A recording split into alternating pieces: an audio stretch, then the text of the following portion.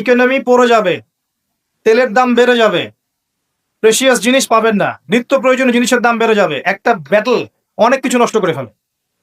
একটা যুদ্ধ বিশ্বের প্ল্যাটফর্ম চেঞ্জ করে ফেলতে পারে। আর যদি সেটা কোনো নিউক্লিয়ার যুদ্ধ হয় তাহলে তো কথাই নাই, যেখানে বোম একটা পড়বে শেষ ম্যাসাকার। আর এখনকার নিউক্লিয়ার ওয়েপেন্স গুলো ওই জাপানের হিরোশিমা নাগাসাকির মতো নয়, এখনকার গুলো আরো অনেক শক্তিশালী। একটা বোমা একটা রাষ্ট্রকে উড়িয়ে দেওয়ার জন্য যথেষ্ট।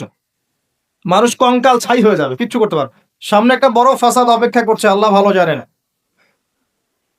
একটা বড় মালহামা হবে পৃথিবীতে, মহাযুদ্ধ। এই যুদ্ধে পৃথিবীর অনেক মানুষ মারা যাবে, এমনটা হাদিসের মধ্যে এসেছে। কে জানে, আল্লাহ ভালো জানেন এটা কবে হবে, কত সালে, কিভাবে হবে, আল্লাহ ভালো জানেন। এমন হতেও পারে এটাই সেই পারমাণবিক যুদ্ধের সূচনা, আল্লাহু আলাম। কারণ তারা শুরু করেছিল প্যালেস্টাইনকে কেন্দ্র করে, সেখানে পারে নাই। সিরিয়াকে কেন্দ্র করে চেষ্টা করেছে একটা মহাযুদ্ধ লাগানোর, পারে নাই। সিরিয়াকে কেন্দ্র করে প্রায় হয়েই গিয়েছিল, এখানে অনেকগুলো দেশ ইনভলভ হয়ে গিয়েছিল, কিন্তু নিউক্লিয়ার যুদ্ধ পর্যন্ত যায়নি। কিছু মানুষ চাচ্ছে, একটা সভ্যতা চাচ্ছে যে পৃথিবীতে একটা মহাযুদ্ধ ঘটুক, এর ফলে পৃথিবীর ম্যাক্সিমাম মানুষ যেন মারা যায়, পরাশক্তিগুলো দমন হয়ে যায়, সে নতুন করে রাইজ করবে, সেই অপেক্ষায় বসে আছে। প্রথম বিশ্বযুদ্ধের পরে একটা কান্ট্রি বিশ্বের রুলিং স্টেট হয়েছে, দ্বিতীয় বিশ্বযুদ্ধের পর আরেকটা কান্ট্রি বিশ্বের রুলিং স্টেট হয়েছে। এখন অন্য কোনো রাষ্ট্রকে যদি পৃথিবীর শাসন রাষ্ট্র হিসেবে আত্মপ্রকাশ করতে হয়, তাহলে বিশ্বে আরেকটা বড় যুদ্ধের দরকার আছে। জ্ঞানী মানুষ ইশারা বুঝবেন, তারা এই চেষ্টাই করছে। এভাবে বিশ্বের পরাশক্তিগুলোকে তারা লড়িয়ে দেওয়ার চেষ্টা করছে, এবং পিছন থেকে তারা দাবার গুটি চালছে, তারা সামনে আসবে না। এগুলো তারা বুঝবে যাদের দু চোখ আছে, খিদর আলাইহিস সালামের মতো। তারা বুঝবে না, লাহুম কুলুবুন লা ইয়াফকাহুনা বিহা ওয়া লাহুম আযানুন লা ইয়াসমাউনা বিহা ওয়া লাহুম আ'য়ুনুন লা ইউবসিরুনা বিহা উলাইকা কাল আনআম বাল হুম আদাল। এই শ্রেণীর মানুষ এগুলো বুঝবে না। তো পৃথিবীর প্রতিটা ক্ষেত্রে ফাসাদ মানুষ সৃষ্টি করেছে, আর মানুষের জন্য এই পৃথিবীর ক্ষতি অপেক্ষা করছে, পরকালীন ক্ষতি অপেক্ষা করছে। মানুষ বুঝতে পারছে না যে এর ফলে কি হতে পারে। মেডিসিন বন্ধ হয়ে যেতে পারে, পরিবেশের মধ্যে অক্সিজেনের লেভেল কমে যাবে, ফ্রেশ বাতাস পাবে না মানুষ, ফ্রেশ খাবার পাবে না, ইকোনমি পড়ে যাবে, তেলের দাম বেড়ে যাবে, প্রেশিয়াস জিনিস পাবেন না, নিত্য প্রয়োজনীয় জিনিসের দাম বেড়ে যাবে। একটা ব্যাটল অনেক কিছু নষ্ট করে ফেলে। একটা যুদ্ধ বিশ্বের প্ল্যাটফর্ম চেঞ্জ করে ফেলতে পারে। আর যদি সেটা কোনো নিউক্লিয়ার যুদ্ধ হয় তাহলে তো কথাই নাই, যেখানে বোম একটা পড়বে শেষ ম্যাসাকার। আর এখনকার নিউক্লিয়ার ওয়েপেন্স গুলো ওই জাপানের হিরোশিমা নাগাসাকির মতো নয়, এখনকার গুলো আরো অনেক শক্তিশালী। একটা বোমা একটা রাষ্ট্রকে উড়িয়ে দেওয়ার জন্য যথেষ্ট। মানুষ কঙ্কাল ছাই হয়ে যাবে, কিচ্ছু করতে পারবে না। আর যেসব রাষ্ট্রের এই ক্ষেপণাস্ত্র প্রতিরক্ষা ব্যবস্থা নাই, তাদের অবস্থা তো আরো অবস্থা খারাপ। কথা বুঝতে পারছে না? ক্ষেপণাস্ত্র প্রতিরক্ষা ব্যবস্থা থাকে, কেউ যদি মিসাইল ছোড়ে সেটাকে আকাশেই ধ্বংস করা যায়। সেই প্রতিরক্ষা ব্যবস্থা যাদের নাই, তাদের কি অবস্থা হবে চিন্তা করতে পারে। এই মালহামায় মুসলিমরাও জড়িয়ে যাবে, কারণ বিশ্ব এখন একটা, যেটা আমরা বলি যে গ্রামের মতো, ভিলেজ, একটা ওয়ার্ল্ড ভিলেজ, বিশ্ব একটা গ্রামের মতো হয়ে গেছে এখন। একদিকে ঢিল পড়লে আরেকদিকে প্রভাব পড়বে, তাই পুরো বিশ্ব একটা পরিবারের মতো হয়ে গেছে। একদিকে সমস্যা সৃষ্টি হলে সমস্ত বিষয়ের দিকে ইফেক্ট হবে, প্রত্যেকটা রাষ্ট্র ইফেক্টেড হবে। তো কেউই আমরা ক্ষতি থেকে মুক্ত নই, না দুনিয়ার ক্ষতি না পরকালে। আর পরকালের ক্ষতি তো আপনারা আমার চেয়ে ভালো জানেন, মানুষের জন্য অপেক্ষা করছে পরকালের সওয়াল জবাব, কবরের আযাব, মিজান, পুলসিরাত, জান্নাত জাহান্নাম। ইন্নাল ইনসানা লাফি খুসর। তারপরেও মনে হয় আমাদের চালচলন দেখলে যে ক্ষতি আমাদেরকে স্পর্শ করবে না। আমাদের ব্যাপারটা অনেকটা এমন যে আরে অন্যদিকে কি হয় হোক, আমি তো ভালো আছি। যখন সবকিছু নষ্ট হয়ে যায় তখন নিজেও ভালো থাকা যায় না। থাকা যায়? যখন সবকিছু নষ্ট হয়ে যায় তখন নিজেও আর ভালো থাকা যায় না। তো আমাদের ভাগ্যেও ক্ষতি অপেক্ষা করছে, এটা সময়ের ব্যাপার মাত্র। এখনো যদি আমরা সচেতন না হই, নিজেদের ফিউচারের চিন্তা না করি, নিজেদের আমল, আকীদা, পরিবার, রিজিক এগুলোকে না গুছিয়ে নেই, তাহলে সমস্যা আছে। আমরা কি সমস্যায় পড়তে চাই? আল্লাহ পাক আমাদের সবার আকীদাকে পরিশুদ্ধ করুন, আমিন।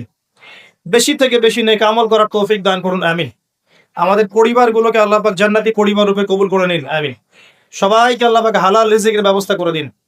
দ্বীন ইসলামকে প্রতিষ্ঠা করার তৌফিক আল্লাহ পাক আমাদেরকে দান করুন। এবার আসেন, আল্লাহ 4টা কাজের কথা বলেছেন এই সূরার মধ্যে। ইল্লাল্লাযীনা আমানু ওয়া আমিলুস সলিহাত ওয়া তাওয়াসাউ বিল হক ওয়া তাওয়াসাউ বিস সবর। এই চারটা কাজ যে মুমিনরা করতে পারবে, মুসলিমরা করতে পারবে, আল্লাহ পাক তাদেরকে ফিতনা থেকে বাঁচিয়ে রাখবেন ইনশাআল্লাহ তাআলা। এক নম্বর কাজ ঈমান। ঈমানের পিলার কয়টা? কয়টা? তিনটা? ছয়টা? কয়টা? ইসলামের পিলার পাঁচটা, ঈমানের পিলার কয়টা? ছয়টা।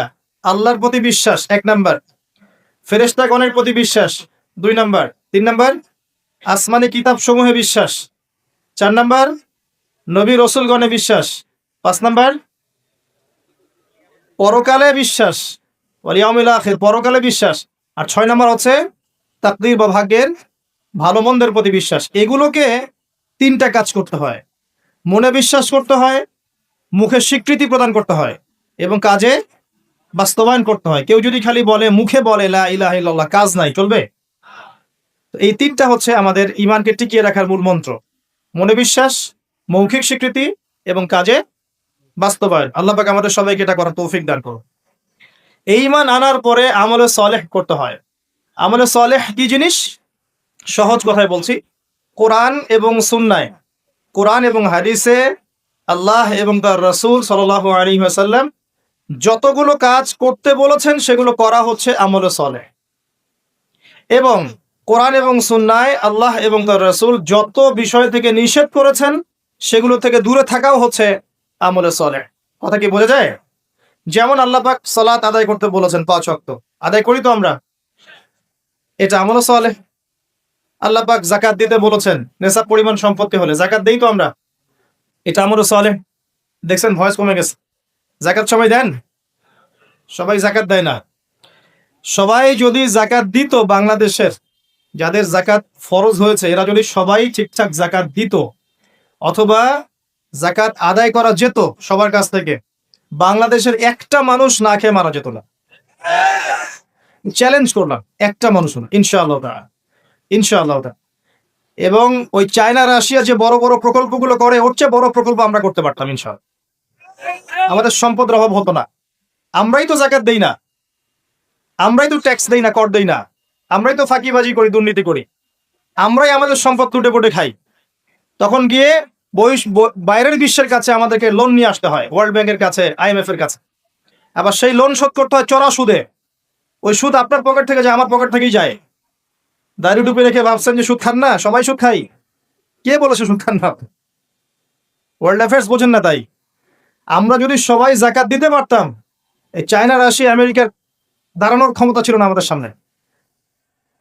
প্রতিটা সেক্টরে আমরা উন্নতি করতে পারতাম, শুধুমাত্র ইকোনমিক সেক্টরে না, সমরাস্ত্র ক্ষেত্রে, মিলিটারি ক্ষেত্রে, অস্ত্র শস্ত্রের ক্ষেত্রে, প্রযুক্তির ক্ষেত্রে, প্রত্যেকটা সেক্টরে বাংলাদেশ হতো সুপার পাওয়ার ইনশাআল্লাহ তাআলা। এটা সম্ভব ছিল, আমরা করতে দেইনি, বিকজ আমরা আমাদের যাকাত দেইনি। আমরা আমাদের অর্থনীতিকে সমৃদ্ধ করার চেষ্টা করি নাই। একটা জাতির অর্থনীতি একটা বেসিক জিনিস। ইকোনমিক সেক্টর যদি ডেভেলপ না হয়, আপনি যতই তাকবীর মারেন, নারায়ে তাকবীর, আল্লাহু আকবার, কিছু করতে পারবেন? এটা বাস্তবতা। শুধু আইওয়াস শোডাউন করে লাভ নাই তো, প্র্যাকটিক্যাল হন। আমাদের মাথা পিছু আয় কত? জীবনযাত্রার মান কেমন? অনেক কষ্ট করা হয় এই সেক্টরে। এখন একটা লেভেলে এসেছে, এটা সত্য কথা, যে এখন এই সময় একটা লেভেলে এসেছে যে জীবনযাত্রার মান কিছুটা উন্নত হয়েছে, এটা সত্য কথা, আগের চেয়ে উন্নত হয়েছে। কিন্তু অনেক সেক্টর পড়ে আছে যেখানে আমরা কিছু করতে পারছি না, যেমন প্রযুক্তি খাত, সমরাস্ত্র ক্ষেত্র, অস্ত্রশস্ত্র, মিলিটারি সায়েন্স, অনেক ক্ষেত্র আছে যেখানে আমরা ওদের মতো করতে পারি না, কারণ আমাদের ইকোনমিক বেসটা দুর্বল। আমাদেরকে ওদের সুদ নিতে হচ্ছে, ওদের কাছ থেকে দান নিতে হচ্ছে, এবং ওরা শুধু এমনি এমনি আমাদেরকে হেল্প করতে চায় না, ওরা ওদের স্বার্থ বজায় রেখেই আমাদেরকে হেল্প করতে চায়। যে উপকার করতে চায়, টাকার ঝুলি নিয়ে, বাস্কেট অফ মানি নিয়ে সামনে আসে, এমনি এমনি আসে না। ওরা ওদের স্বার্থ বুঝে শুনে এটা করতে চায়, চড়া সুদ নিবে তারা, এবং এগুলো সুদ দিতে দিতে আমাদের অবস্থা খারাপ হয়ে যায়। যাকাত দেন প্রিয় ভাইরা, যাকাত দেন। যাকাত আপনার ইকোনমিক সেকশনটাকে সাম্যাবস্থায় নিয়ে আসবে, এবং যাদেরকে আল্লাহ পাক কিছু ক্ষমতা দিয়েছেন, তাদের উচিত, আমি সম্মানের সাথে বলবো, তাদের উচিত যে নিসাব পরিমাণ সম্পদ যাদের হয়েছে, মুসলিমদের অ্যাটলিস্ট, এটা তো অমুসলিমদের সাথে সম্পর্কিত না, মুসলিমদের নিসাব পরিমাণ সম্পদ যাদের হয়েছে, এই যাকাতটাকে সুষ্ঠুভাবে আদায় করার একটা সিস্টেম চালু করে। দেখবেন ইনশাআল্লাহ তাআলা ইকোনমিক সেকশন অনেক ডেভেলপড হবে ইনশাআল্লাহ। আমরা আমাদের টাকা দিয়ে চলবো। আমাদের দেশে কি ফলে না বলেন তো? এমন কোন জিনিস আছে যেটা আমাদের দেশে ফলে না? কোন মৌলিক চাহিদা, খাদ্য, বস্ত্র, বাসস্থান, চিকিৎসা, শিক্ষা, কোন সেক্টরটাতে আমরা পিছিয়ে আছি বলেন তো?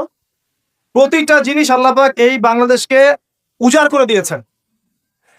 ভালো করে চিন্তা, সমুদ্র আছে আপনার, নদী আছে আপনার, আপনার সবুজ শ্যামল মাঠ দিয়ে ভর্তি, আপনার ধান, গম, পাট, কত কি যে হচ্ছে বাংলাদেশে, অবাক করা বিষয়।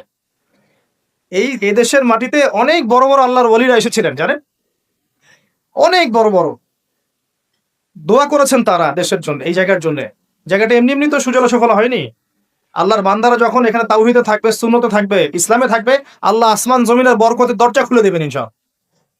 এখন পর্যন্ত এখানে বহু বরেণ্য ওলামায়ে কেরাম আছেন। আল্লাহকে সেজদা করা মানুষের অভাব নাই। মানুষ ৫ ওয়াক্ত নামাজ পড়ে, মানুষের মধ্যে ইসলামের প্রেম আছে, মহব্বত আছে। রমজান মাসে তারা আরো বেশি মুসল্লি হয়ে যায়। অনেক দুর্বলতা আছে, কিন্তু আমাদের দেশের মানুষ ইসলামকে ভালোবাসে, ভালোবাসে না? কোরআনকে ভালোবাসে। আল্লাহ পাক রহমতের প্রতিটা দরজা খুলে দিয়েছেন দেশের জন্য। মাটি উর্বর, আপনার সাগর আছে, গ্যাস পাওয়া যাচ্ছে, কয়দিন পর তেল পাওয়া যাবে, আর অনেক কিছুই পাওয়া যাবে। যদি আমরা আমাদের ক্ষেত্রে সৎ হতাম, আমরা আমাদের সম্পদ কাজে লাগাতে পারতাম, যাকাত দিতাম ঠিকঠাক মতো, কেউ দুর্নীতি করতাম না, কোন দেশের কাছে লোন নেওয়ার কোনো প্রয়োজন ছিল না। আমরা আমাদের মতো করে চলতে পারতাম, মাথা উঁচু করে। এখন এই ক্ষমতা আল্লাহ পাক যাদেরকে দিয়েছেন, তারা যদি এই বিষয়গুলোর দিকে চোখ দেন, এটাই সবে কল্যাণকর। এটা সবার দায়িত্ব নয়। যাদেরকে আল্লাহ পাক এই দায়িত্ব দিয়েছেন, তাদের জন্য এই বিষয়গুলো। আমরা শুধু সর্বোচ্চ বিষয়গুলোকে বোঝানোর চেষ্টা করতে পারি বা মানুষকে দাওয়াত প্রদান করতে পারি, এতটুকু। আল্লাহ পাক আমাদেরকে বোঝার তৌফিক দান। প্রতিটা ক্ষেত্রে আমরা উন্নতি করতে পারবো যদি আপনি সালাতে আসেন, যাকাতে আসেন, ইসলামে আসেন, কোরআন সুন্নাহে আসেন। কি বলছিলাম? ইমানের 6 পিলারে 3টা কাজ: মনে বিশ্বাস, মৌখিক স্বীকৃতি, কাজে বাস্তবায়ন, তারপরে আমল সালেহ। প্রত্যেকটা কাজ যা আল্লাহ এবং তার রাসূল করতে বলেছেন, করলেই আমল সালেহ। যেমন নামাজ, আমল সালেহ; যাকাত, আমল সালেহ; আপনি সামর্থ্য হলে হজ করবেন, আমল সালেহ; উমরা করবেন, আমল সালেহ। রমজান মাস আসছে সামনে, রমজানে 30টা রোজা রাখবেন, তারাবির সালাত করবেন, কোরআন খতম দিবেন, সব কি আমল সালেহ। আমরা দোয়া করি আল্লাহ পাক যেন আমাদের সবাইকে রমজানে পৌঁছে দেন এবং বেশি থেকে বেশি রমজানে আমল করিয়ে গুনাহ মাফ করানোর তৌফিক আল্লাহ পাক আমাদেরকে দান করুন। প্রতিটা কাজ, পিতামাতার খেদমত করা, আপনার পরিবারের সন্তানকে সুসন্তান রূপে মানুষ করা, এমনকি স্ত্রীর মুখে খাবার তুলে দেয়া, অন্য মুসলিম ভাইয়ের সাথে হাসি মুখে সাক্ষাৎ করা, এমনকি মুসাফা করা, প্রতিটা কাজই কি আমল সালেহ। ছোট থেকে ছোট কাজ আমল সালেহ। মুসলিম ভাইকে দেখেছেন, হাসি মুখে সালাম দিয়েছেন, আমল সালেহ। আপনি স্ত্রীকে মহব্বত করে খাইয়ে দিয়েছেন, আমল সালেহ। গার্লফ্রেন্ডকে খাওয়ালে আমল সালেহ হবে না, স্ত্রীকে খাওয়াতে হবে। কথা কি বুঝতে পারছেন? আল্লাহর হালালে থাকেন, প্রতিটা কাজ আমল সালেহ। আপনি বাথরুমে যাচ্ছেন, দোয়া পরে ঢুকলেন, দোয়া পরে বের হলেন, আমল সালেহ। ঘুমাচ্ছেন, দোয়া পরে ঘুমাচ্ছেন, ঘুম থেকে উঠে দোয়া পড়লেন, আমল সালেহ। প্রতিটা কাজ, একটা কাজও বাদ নাই। পোশাক পরছেন, পোশাক পরে দোয়া পড়েন, আমল সালেহ। ঘর থেকে বের হচ্ছেন, ঘর থেকে বের হওয়া দোয়া পড়েন, আমল সালেহ। কি চাচ্ছেন? জিকির আজকার করছেন, সুবহানাল্লাহ, আলহামদুলিল্লাহ, আল্লাহু আকবার, আমল সালেহ। দিনের জ্ঞান অর্জন করছেন, আমল সালেহ। সবকিছুই আমল সালেহ। যদি আপনার প্রতিটা কাজ নবী সাল্লাল্লাহু আলাইহি ওয়াসাল্লামের সুন্নত মতো হয়, প্রতিটা কাজই আমল সালেহ। একজন ছেলে মনে করেন দাড়ি রেখেছে, কথা বোঝেন, দাড়ি রাখতো না, আগে ক্লিন শেভ করতো, এখন আল্লাহ পাক হেদায়েত দিয়েছেন, দাড়ি ছেড়ে দিয়েছে। যতদিন তার দাড়ি ছেড়ে দেওয়া আছে না, প্রত্যেক মুহূর্তে সে নেকি পাবে ইনশাআল্লাহ। কথা বুঝতে পারছে? টাকনুর নিচে কাপড় পরতো, প্যান্টটা কেটে উপরে তুলেছে। এই যে যতক্ষণ সে কাপড়টা পরে আছে উপরে, আল্লাহকে ভয় করে, কার ভয়ে? আল্লাহর ভয়ে, এই প্রতিটা মুহূর্তের জন্য নেকি হবে ইনশাআল্লাহ। আপনি দিনের জ্ঞান অর্জন করতে গেছেন, আলেম ওলামার কাছে গেছেন, মাদ্রাসায় গেছেন, বক্তব্যে গেছেন, এই যে যতক্ষণ সময় আপনি এখানে আছেন, প্রতিটা মুহূর্তের জন্য আপনি নেকি পাবেন। বিয়ে করেছেন আপনি চরিত্র হেফাজত করার জন্য, এই যে আপনি পরিবার চালানোর জন্য। ইতিমধ্যে একটা আমি অ্যানাউন্সমেন্ট দিয়ে নেই, সেটা হচ্ছে প্যান্ডেলের মধ্য থেকে ইতিমধ্যে অনেকগুলো মোবাইল হারিয়ে গেছে। তো সবাই দয়া করে সতর্ক থাকেন, নিজ নিজ মোবাইল নিজের কাছে রাখেন। এই বেটাও মনে আমল সালেহ নিয়াতে আসছে। থ্যাংক ইউ ভাই। শোনো ভাই, যে কাজগুলো করেছো, যদি আল্লাহকে ভয় করে থাকো, চুপচাপ যেখান থেকে নিয়েছো চুপচাপ রেখে চলে যাও।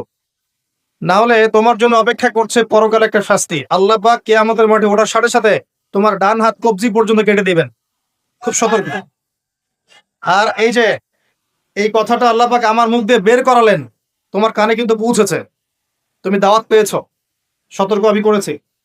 চুরির শাস্তি কবজি পর্যন্ত হাত কেটে ফেলা। আমাদের চুরির শাস্তি গণধোলাই দেওয়া হয় না, এটা ঠিক না, এটা ঠিক না, এটা গায়ে আইন হাতে তুলে নেবেন না। শাস্তি হাত কেটে ফেলা এটা ইসলামিক লস, এখানে বাস্তবায়িত নাই, কিন্তু এটা লস। আল্লাহ পাক এটা করবেন কিন্তু পরকালে, সতর্ক সাবধান থাকবে। আর সিসকে চোরকে আর কত পিটাবেন? আপনার আমার মাথার উপরে তো অনেক বড় বড় চোর বসে থাকে, তখন কি করবেন? কোটটায় স্যুট পরে মানুষকে লুটছে, যত বেশি বাহ্যিক চাকচিক্য তত বড় প্রতারণা করা হয়, লুটপাট করা হয়। এগুলো তো আপনি কিছু করতে পারেন। যে ভাই এই কাজ করেছেন, আল্লাহর ওয়াস্তে এই বিষয়গুলো রেখে চলে যান, গোপনে রেখে চলে যান। ইনশাআল্লাহ আল্লাহ পাক আপনার পাপকে গোপন করে দিবেন, আল্লাহ আপনাকে মাফ করে দিবেন। আল্লাহকে ভয় করে এগুলো রেখে চলে যান। যদি আপনি এই হারাম টাকা নিজের পেটে ঢোকান, জাহান্নামের আগুন পেটে ঢুকাবেন। আল্লাহ পাক বোঝার তৌফিক দান করুন। আসেন, আমি লম্বা সময় আলোচনা করতে পারবো না, আমি গুটিয়ে নিব। আমরা আমলে সলেহের কথা বলছিলাম। প্রতিটা কাজ যদি আপনি নবী সাল্লাল্লাহু আলাইহি ওয়াসাল্লামের সুন্নাহ মতো করেন, আমলে সলেহ হন। চরিত্র রক্ষা করার জন্য আপনি বিয়ে শাদী করেছেন, পরিবারকে ভরণ পোষণ করাচ্ছেন, এমনকি স্ত্রীর সাথে যে মিলিত হচ্ছেন, এটাও আপনার নেকি হবে ইনশাআল্লাহ। প্রতিটা কাজ। একই সাথে আরেকটা পয়েন্ট ভুলবেন না, কোরআন এবং সুন্নাতে আল্লাহ পাক যত বিষয়কে নিষেধ করেছেন, এই নিষেধগুলো বর্জন করার নামও কিন্তু আমলে সলেহ। শুধুমাত্র নেকি কাজ করব আর পাপ কাজ ছাড়বো না, এমনটা কিন্তু আমলে সলেহ নয়। যেমন আল্লাহ পাক শিরিক করতে নিষেধ করেছেন, শিরিক না করা আমলে সলেহ। কুফরি করতে নিষেধ করেছেন, কুফরি না করা আমলে সলেহ। আল্লাহ পাক বেদাত করতে নিষেধ করেছেন, বেদাতি আমল না করা কি? আমলে সলেহ। আল্লাহ পাক হারাম খেতে নিষেধ করেছেন, হালাল খাওয়া আমলে সলেহ। আল্লাহ পাক পর্দা করতে বলেছেন, বেপর্দায় না চলা আমলে সলেহ। আল্লাহ পাক জেনার ধার কাছেও যেতে নিষেধ করেছেন, তাই চরিত্র রক্ষার জন্য বিয়ে করা কি? আমলে সলেহ। প্রতিটা কাজ যা আল্লাহ করতে বলেছেন করা আমলে সলেহ, রাসূল করতে বলেছেন সাল্লাল্লাহু আলাইহি ওয়াসাল্লাম করা আমলে সলেহ। সেই প্রতিটা কাজ যা আল্লাহ এবং তার রাসূল নিষেধ করেছেন, সেগুলো না করাও আমলে সলেহ। মনে থাকবে কথা। আমাদের একটা সমস্যা বলি এখন, আমরা যেটা করি সেটা হলো আমরা অনেক ভালো কাজ করি ঠিকই, কিন্তু আল্লাহর হারামগুলোকে ছাড়তে পারি না। কথা ঠিক না বে ঠিক? দেখবেন নামাজ পড়ি 5 ওয়াক্ত, সুদ ছাড়তে পারি না, বুঝছেন না? আমরা যাকাত, আমরা দান সাদাকা করি মাঝে মাঝে, ফরজ যাকাত দেই না। দেখবেন যে তাহাজ্জুদ পড়ছে বাবা, মেয়ে বেপর্দায় ঘুরে বেড়াচ্ছে, আছে না? বছর বছর হজ উমরা করছি, এদিকে আল্লাহর হালালকে হারামও করছি, আল্লাহর হারামকে হালাল করছি। এই কাজগুলো আমরা করি না। আমরা অনেক সময় ভালো অনেক কাজ করি, দান সাদাকা করি, নফল দান সাদাকা করি, জুমার নামাজে যাই, ঈদের নামাজে যাই, হ্যাঁ, প্রতিবেশীর খোঁজ নেই, মানুষকে রক্ত দেই, চিকিৎসার জন্য কাজ করি, শিক্ষা ক্ষেত্রে কাজ করি, অনেক কিছুই করি আমরা ভালো কাজ, কিন্তু আল্লাহর নিষেধগুলো কিন্তু ছাড়ি না। তো আল্লাহর নিষেধটা ছাড়া সবচেয়ে বড় কথা, কারণ নেক আমল করা সহজ, আল্লাহর নিষেধ ছাড়াটা খুবই কঠিন, এটা মনে রাখবে। নেক আমল করা সহজ, আল্লাহর জন্য কিছু ছাড়া অনেক কঠিন, অনেক কঠিন। আল্লাহ পাক আমাদেরকে ছাড়া তৌফিক দান করুন। এরপর আল্লাহ পাক বলেছেন ওয়াতাওয়াসাউ বিল হাক্কি ওয়াতাওয়াসাউ বিস সাবর। যারা হকের উপদেশ দেয় পরস্পরকে, একে অপরকে হকের উপদেশ দেয়। হকটা কি জিনিস? হকটা কি এর সংজ্ঞা কে দিবে? আমি দিব না আপনি দিবেন না আল্লাহ দিবে? কার সংজ্ঞা নিবেন? হকটা কি কে বলবে, কে বুঝাবে? আল্লাহ বুঝাবেন। আল্লাহ বলছেন হকের সংজ্ঞা, সূরা কাহফ। আজকে জুমার রাত না? সূরা কাহফ অবশ্যই পড়বেন। সূরা কাহফের ফজিলত, আপনাকে আল্লাহ পাক মাসিহুদ দাজ্জালের ফিতনা থেকে বাঁচাবে ইনশাআল্লাহ। এই সূরার 29 নম্বর আয়াতে গিয়ে দেখবেন আল্লাহ পাক হকের সংজ্ঞা দিয়েছেন। আল্লাহ পাক বলেছেন ওয়াকুলিল হাক্কু মির রাব্বিকুম। হক সেটাই, ভালো করে শোনেন, হক সেটাই, সত্য মিথ্যার মানদণ্ড সেটাই, ন্যায় অন্যায়ের মানদণ্ড সেটাই, জ্ঞানের মানদণ্ড সেটাই, ঠিক আছে, যেটা তোমার রবের পক্ষ থেকে নাজিল হয়। ব্যাস। কি নাজিল হয়েছে? এখন আপনি বলেন কি নাজিল হয়েছে? যখন তাওরাত নাজিল হয়েছিল ওটাই হক ছিল, ইনজিল নাজিল হয়েছে ওটাই হক ছিল, জাবুর নাজিল হয়েছে ওটাই হক ছিল। এখন কি আছে? কোরআন এবং এর ব্যাখ্যা হাদিস, কিয়ামত পর্যন্ত কি অন্য কোনো উৎস আসবে? অন্য কোন নবী আসবেন? আর কোন রাসূল আসবেন? গোলাম আহমেদ কাদিয়ানী যতই বলুক, সে কি নবী হয়ে যাবে? সুবহানাল্লাহ। কিছু মানুষ এখন তাদেরকেও নবী বলে গ্রহণ করছে। আর এটা কিয়ামতের সাইন। আমি অবাক হচ্ছি না, কারণ নবী সাল্লাল্লাহু আলাইহি ওয়াসাল্লাম বলেছেন কিয়ামতের আগে 30 জন ভণ্ড নবীর আগমন ঘটবে। কতজন? তার মধ্যে 4 জন হচ্ছে মহিলা। তার মধ্যে 4 জন কে? মহিলা, বাকিরা পুরুষ। তো এই হলো অবস্থা। নবী সাল্লাল্লাহু আলাইহি ওয়াসাল্লামের ঠিক পরেই আবু বকর রাদিয়াল্লাহু আনহু যুগেও একাধিক ভণ্ড নবীর আগমন ঘটেছিল, এখনো হচ্ছে। এরপরে কিয়ামত পর্যন্ত কোন নবী আসবে? নবীর ওয়ারিশগণ থাকবে। নবীর ওয়ারিশ কারা? উলামায়ে কেরাম, তারা নবীর ওয়ারিশ। এবং আমার নাসিহা হচ্ছে, আপনি কোরআন এবং সুন্নাহটাকে তাদের সোহবতে গিয়ে পড়েন এবং বোঝেন। এটা সবচেয়ে বেশি ইম্পর্টেন্ট, কারণ কোরআন এবং সুন্নাহ তাদেরকে দেখে শিখলে আপনি ভালো শিখতে পারবেন। এবং এটা হচ্ছে সেই নববী সুন্নাহ। এখানে গিয়ে আপনি দেখতে পারেন, একজন সাধারণ মানুষ হিসেবে আপনি দেখতে পারেন যে অনেকের মাঝখানে হয়তো ইখতিলাফ আছে, ঠিক আছে, মতপার্থক্য আছে। এই মতপার্থক্যে আপনি ঢুকবেন না। তারা যদি মতপার্থক্য করে, এটা তাদের উপর ছেড়ে দেন। আপনি সবাইকে সম্মান করবেন। কথা বুঝতে পারছেন? আপনি সব আলেমদেরকে সম্মান করবেন। হকপন্থী ওলামায়ে কেরাম যারা আছেন সবাইকে আপনি সম্মান করবেন। সবার সাথে আপনি সখ্যতা বজায় রাখবেন। তারা আপোষে কার সাথে কি করছে এটা আপনার দেখা দরকার। কথা বুঝতে পারছেন? উদারভাবে যদি চিন্তা করেন, তখন আপনি বুঝবেন যে আমরা সবাই এক এবং আমরা সবাই মুসলিম উম্মার অংশ। কেউ কারো শত্রু নই। আমরা সবাই একে অপরের ভাই। যদি কেউ আপনাকে ভাই মনে না করে, আপনি তাকে ভাই মনে করেন, ইনশাআল্লাহ ঐক্য হয়ে যাবে। আল্লাহ পাক তৌফিক দান করুন বোঝার। আরেকটা মূলনীতি আছে যা আমি চেষ্টা করি মেনে চলার, যে প্রত্যেকের মাঝে আপনি কিছু ভালো জিনিস পাবেন। যে আপনাকে দু একটা বাজে কথা বলছে বা ভুল বুঝছে বা আপনার সমালোচনা করছে, তার মধ্যেও দেখবেন আপনি দু একটা ভালো জিনিস আছে না? ওইটা আপনি নিয়ে নেন, ওই ভালোটুকু আপনি নেন। সে আপনাকে বকা দিয়েছে, গালি দিয়েছে বা তোহমত দিয়েছে বলে তার ভালোটা নিবেন না, এমনটা করেন না। তার ভালোটুকু আপনি নিয়ে নেন উদার মনে। আর প্রত্যেকের মধ্যে আপনি দেখবেন কিছু বিতর্কিত বিষয় আছে, খারাপ, যেটা খারাপ, এই খারাপগুলো আপনি নিবেন না, আপনি এড়িয়ে যাবেন। তখন দেখবেন আপনি সবার মাঝে একটা হৃদ্যতার বন্ধন তৈরি করতে পারবেন, অন্যথায় সম্ভব না। আর আমরা যতই ক্ষমতার দাপট দেখাই না কেন, আমরা যদি ইউনাইটেড না থাকি, আমাদের কোনো মূল্য নাই বিশ্বের দরবারে। শোনেন ভাই, আল কোরআনুল কারীমকে অবমাননা করা, একজন অমুসলিম, একজন নাস্তিক বা একজন মুরতাদ কোরআনকে অবমাননা করেছে, এর চেয়ে বড় অবমাননা আমার দৃষ্টিতে এটাই যে কোরআনের একটা সরাসরি বিধানকে আমরা লঙ্ঘন করছি। আপনাকে দেখাচ্ছি, আল্লাহ পাক বলেছেন ওয়া'তাসিমু বিহাবলিল্লাহি জামিআ, এটা প্রথম হুকুম। তোমরা আল্লাহর রজ্জুটা শক্ত করে ধরো, ওয়া'তাসিমু, শক্ত করে ধরো, জামিআন, ঐক্যবদ্ধভাবে, এভাবে হাতের আঙ্গুলগুলোর মধ্যে কোনো ফাঁক নাই, সেভাবে। সূরা সফ পড়ে দেখবেন, কান্নাহুম বুনিয়ানুম মারসুস, এইভাবে আল্লাহ পাক ধরতে বলেছেন, এভাবে। এটা প্রথম হুকুম।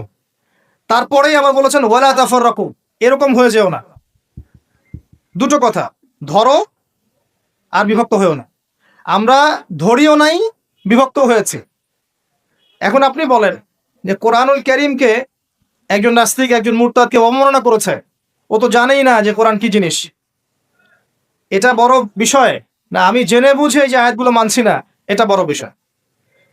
কার দিকে চোখ তুলবেন আপনি? কার দিকে আঙ্গুল তুলবেন? নিজের দিকে আঙ্গুল তোলেন আগে। আগে নিজেদের আখের গোছান। আমি আল্লামা তাকি উসমানী হাফিজাহুল্লাহ একটা বই থেকে একটা আয়াত স্মরণ করাই। একটা আয়াতকে নিয়ে তিনি একটা বই লিখে ফেলেছেন যে ইয়া আইয়ুহাল্লাযীনা আমানু আলাইকুম আনফুসাকুম লা ইয়াদুররুকুম মান দাল্লা ইন ইহতাদাইতুম ইলাল্লাহি মারজিউকুম জামিআন ফায়ুনাব্বিউকুম বিমা কুনতুম তা'মালুন।